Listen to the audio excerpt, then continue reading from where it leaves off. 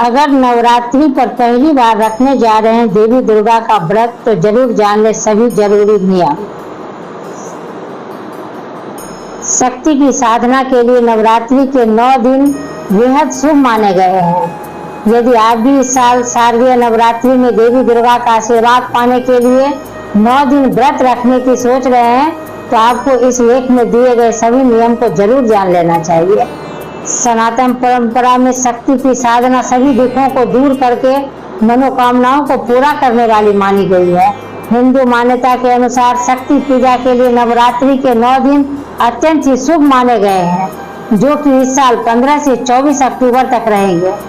देवी दुर्गा को प्रसन्न करने के लिए इन 9 दिनों में उनके भक्त पूरे विधि विधान से जप तप और व्रत करते हैं। यदि आप भी इस साल नवरात्रि का व्रत रखने की सोच रहे हैं तो आपको इसका पुण्य फल पाने के लिए इससे जुड़ी सभी जरूरी नियम जरूर मालूम होना चाहिए। आइए नवरात्रि व्रत से जुड़े 9 जरूरी बातों को जानते हैं। नवरात्रि के 9 दिनों तक यदि आप व्रत रखना चाहते हैं तो सबसे पहले इसके लिए तन और मन से पवित्र हो जाए और प्रतिपदा तिथि शुभ मुहूर्त में इस व्रत का करने का संकल्प करें। यदि आप पूरे 9 दिन व्रत नहीं रख सकते हैं तो आप अपनी सुविधा के अनुसार नवरात्रि के पहले और आखिरी दिन व्रत रखते हुए देवी की पूजा एवं साधना कर सकते हैं। शक्ति की साधना और व्रत का संकल्प लेने के बाद नवरात्रि के पहले दिन ही शुभ मुहूर्त में किसी योग साधक के निर्देशन में कलश स्थापना करें और पवित्र मिट्टी में जौ बो दें। नवरात्रि का व्रत रखने वाले साधकों को अपने घर के ईशान कोण, पूर्व या फिर उत्तर दिशा में बैठकर देवी की साधना करना चाहिए।